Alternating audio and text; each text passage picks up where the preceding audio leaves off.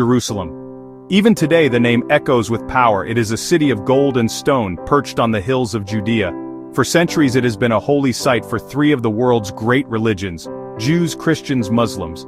Imagine standing on the Mount of Olives in the late 12th century, gazing down at the city's formidable walls.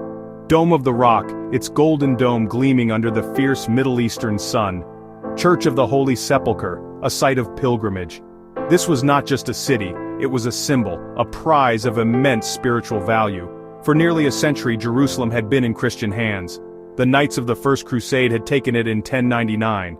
Their conquest was brutal and bloody. They established the Kingdom of Jerusalem, a Crusader state, a European outpost in a foreign land. Churches were built, fortresses were strengthened, but the Crusader kingdom was always on a knife's edge.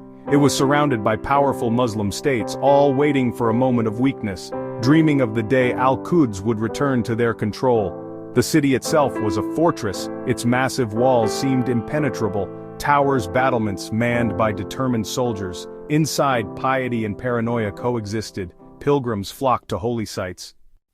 So who was this remarkable man, Salahuddin?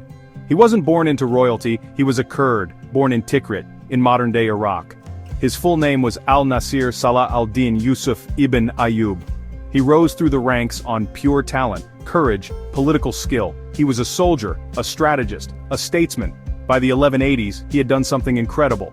He had united Egypt and Syria under his rule.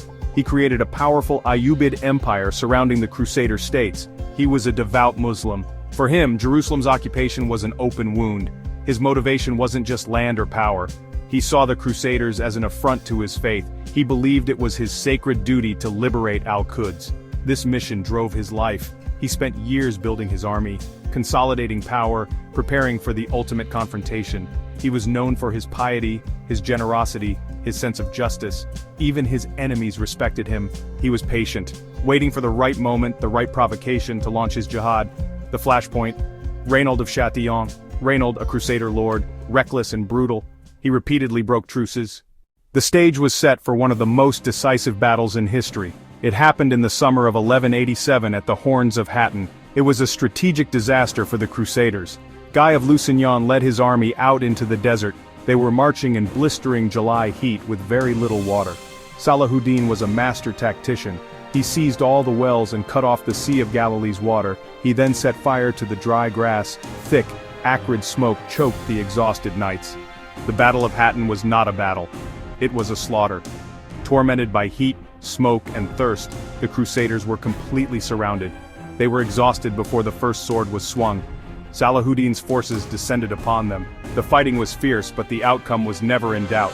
By the end of the day, the Crusader army was annihilated. The king, Guy of Lusignan, was captured. Reynold of Chatillon was captured. The true cross, the most sacred relic, was also captured. Salahuddin brought the captured leaders into his tent. He offered the thirsty king Guy a goblet of iced water. Guy passed the goblet to Reynold. Salahuddin made it clear the gesture was not for him. In September of 1187, Salahuddin's army arrived before the walls of Jerusalem. The city was in a state of panic. It was defended by a man named Balian of Ibelin. Balian was a noble knight who had actually survived the disaster at Hattin. He had managed to get into the city, and was now its de facto commander. But he had a huge problem. He had very few trained knights left. The city was filled with refugees, women, children, but almost no professional soldiers. He even had to knight 60 boys from merchant families just to have enough men to stand on the walls. The situation looked utterly hopeless.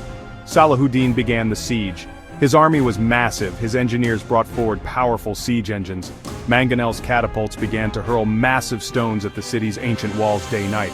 The noise must have been terrifying. The thud of rock against stone was a constant reminder of the impending doom.